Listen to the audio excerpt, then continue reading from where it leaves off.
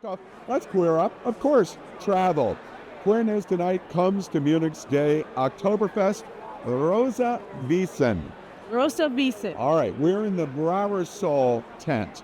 We're here at the Oktoberfest grounds. I explained to people this is kind of like the Iowa State Fair for beer. On steroids. On steroids, Yeah. Exactly. This tent, as you see in some of the pictures around us, is right in front of Bräurosl. They have two 60-foot high maypoles, and the maypoles are the thing that you do the dance around. Oh, okay, got it. You and Teresa are going to do that later. Sure. Yeah. After Teresa drinks like 3 of those beers that are like 15,000 ounces, I think she'll dance anything. This is a 70-year tradition Amazing. of this hall of Bräurosl being at Oktoberfest. As I said at the top of the show, there are 7,000 people inside, and shortly as the day goes on, there'll be another 1,200 outside. So 9,200 people just in Bräurosl alone. This is called Gay Days, and this is the official tent of Gay Day. But all of the pavilions and tents at Gay Oktoberfest celebrate today for Oktoberfest for the gay community. I love that. For our people back home, it's like the Bears of South Florida and the Eagle.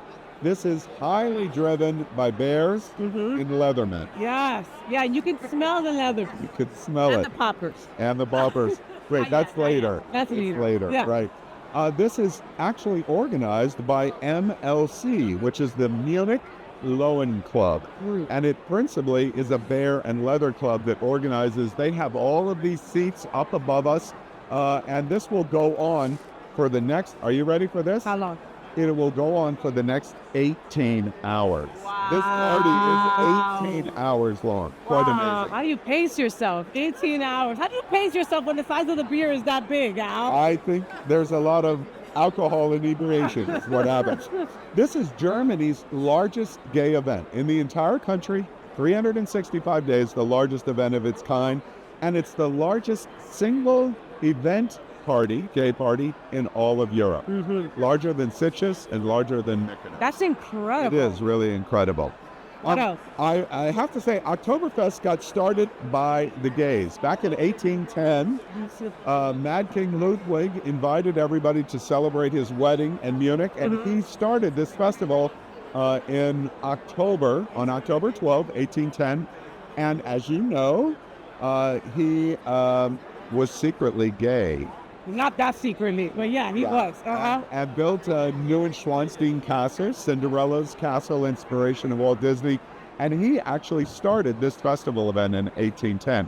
So it's been gay right from the beginning. And as you see some of the pictures we show you today, Ludwig would be really happy. And he would be handpicking some of these really, really adorable boys in lederhosen. Now, I know it was a quick swoop.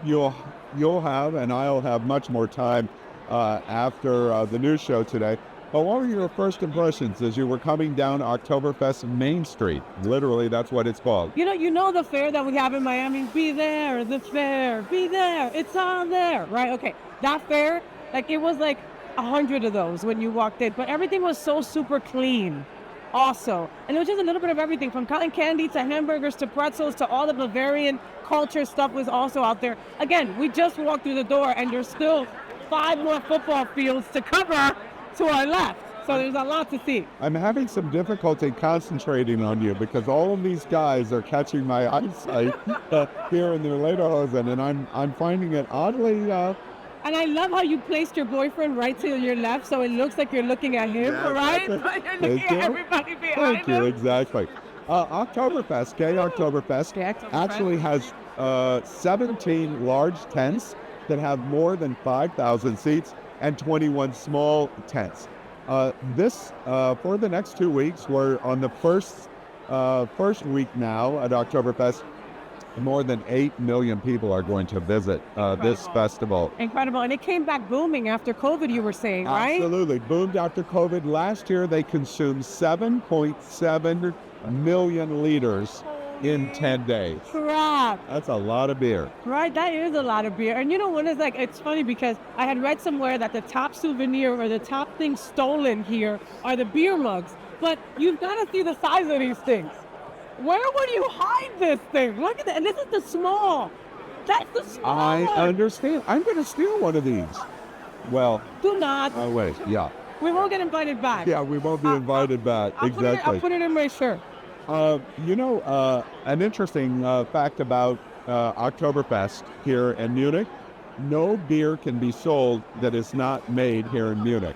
So 100% of all the beer is produced right here. Okay, so no Bud Light, no Yingling, no Miller Lite, none of that. Definitely no Budweiser. Okay. Definitely none of that. Okay. Bräurosl, this tent that we're in, as you see this picture, is actually not the largest. The largest tent we walked by, it's called Hofbrau, different than the Hofbrau house downtown.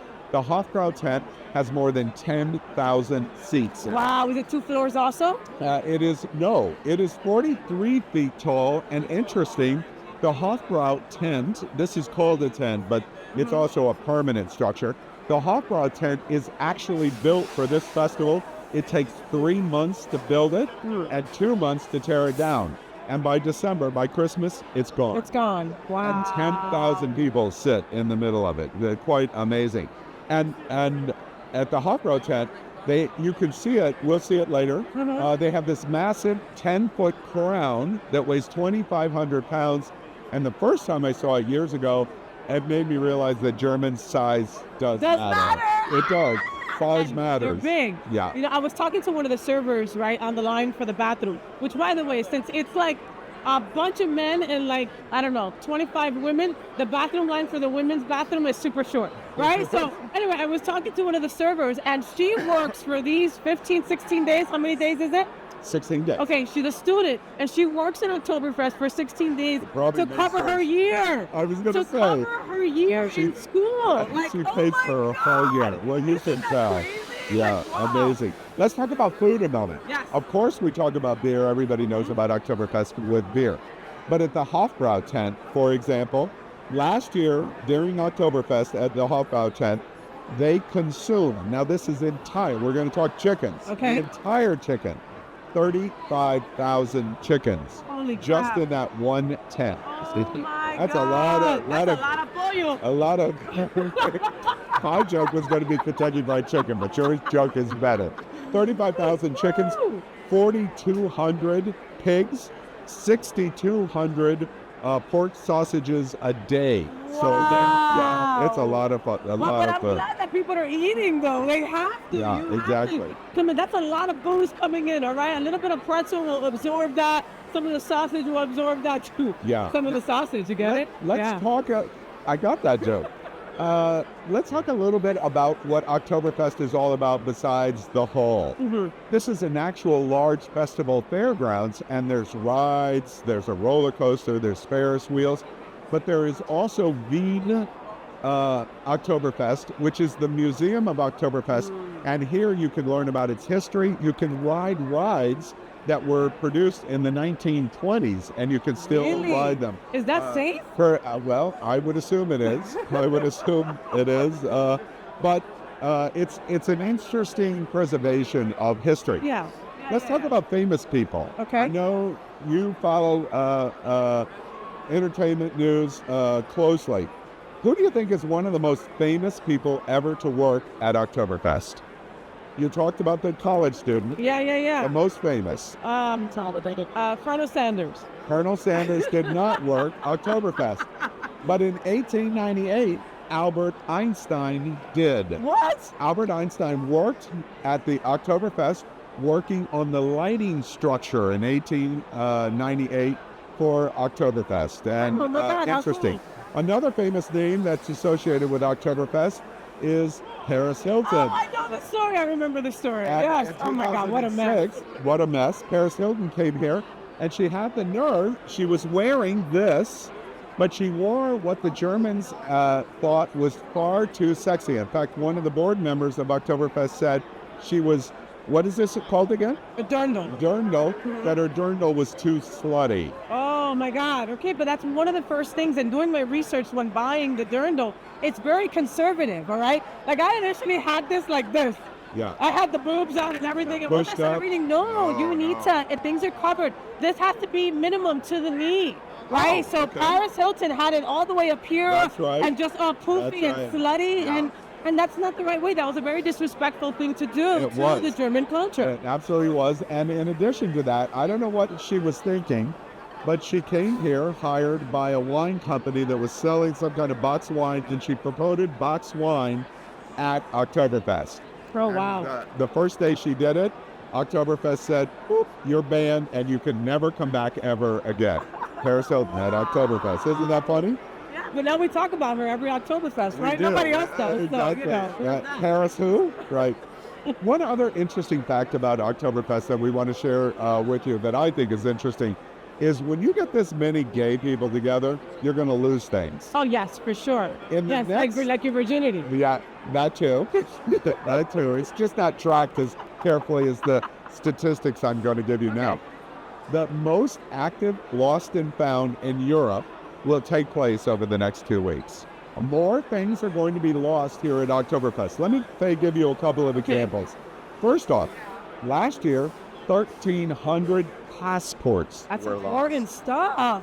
Australia is the #1 passport that is lost. And in fact, the Australian consulate decided last year, because so many Australians were coming here, drinking so much beer, And losing their so many passports. passports, they set up a consulate at the Oktoberfest Oh, to replace your passport. Wow, that is bad. And I would have thought for sure it would have been the Americans, right?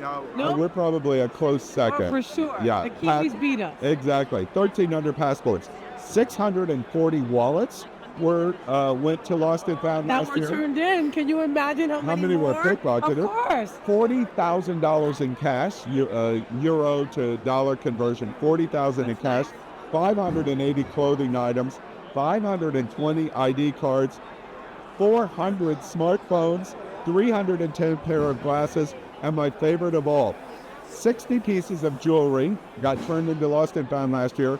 The most valuable was a diamond necklace valued at $40,000. Lost and found. Wow. So, they Faye, literally have people working a desk or a spot that is lost and found and is manned all day for the whole entire time of Oktoberfest. that's how exactly many right. things are lost. That's right. Exactly. Wow. So, if I lose my Cuban here, will she be brought to the lost and you found? brought your lost and found. Exactly. It's So, okay, I got a tracker on her. Don't worry. I am a tracker. I do. So, this is a fun event. We encourage all of you to come. I know every LGBT viewer that we have has heard of Munich Oktoberfest. It's fun. Before we explore later, you don't drink at all, so you're at don't, funny Oktoberfest enough, with right? no beer. But that's okay. There's so much other There's stuff so much to do. Yep. What are you today, as we explore the festival this evening, as we explore any particular things you're interested I in? want to see some of the authentic music. I want to see the authentic dancing. I want to see the gay boys dancing together. Because even in the straight tents, they do a lot of gay stuff. Okay, there's like this butt slapping dance that they do that couldn't be more gay. All right, look it up. I'm telling you. Yeah. So I'm just looking forward to seeing the people from all different countries all here just enjoying themselves. Try the different food. Do some family-friendly stuff because it's not just a gay day. There's people with kids out here also having a great time. Yeah. So there's just so much to do here. I want to go on the Ferris wheel. I want to go, maybe not the 1920 rides, but I'll go on something. Yeah. There's a lot to do. I'm curious, Faye, as we wrap up talking about Oktoberfest, you're Latina, South Florida, North Miami, your cultural heritage. You've been kind of like a fish out of water. Mine is white, cis, white. Did I mention white? White. Yeah. Area. The hair gives it away. I almost got a blonde wig, just to see if I could blend, but it didn't work. And I knew my drag queen sisters back home would be like, "Girl, get rid of that wig." So I didn't do it. That was my question. Have you felt comfortable? To all of the Latino viewers and friends that we have in all over the country, but in South Florida specifically, have you felt comfortable here in Alpine Europe? Let me say, when you think about Germany and you think about the German culture, you think rough, right? And the language sounds kind of rough, and it's not a language that I know. I tried to do some Duolingo for the last couple of months, right? It didn't go through smoothly. German's so hard. German is difficult, and I can't tell if they're mad at you or screaming at you or asking you for sex, right? I'm And not they said, sure. "I love you, dear." And they're telling you, and then that's the thing, like, you can't judge a book by its cover, right? And these people have been so helpful. Mostly everyone has spoken English, right? Or has taught me a German word, right? Yeah. So I And think some of the words you can't repeat. and no, most of the words I can't repeat. But I'm saying all that fear was just fear-based, and it was all in my mind. When I got here, it was completely abolished by just how friendly everybody's been. Yeah. So folks back home, I was worried about the language, right? I'm always that person that goes to places where I know the language, right? And here I was, I don't know German, right? It's not a place that you absolutely need to know the language. And it's also not a place for you to be fearful being LGBTQ+. That's for sure. I have walked everywhere with my wife Hand in hand. I've watched you with many no times. problem, and there has not even been a snicker or a look at any merchant or anything like that.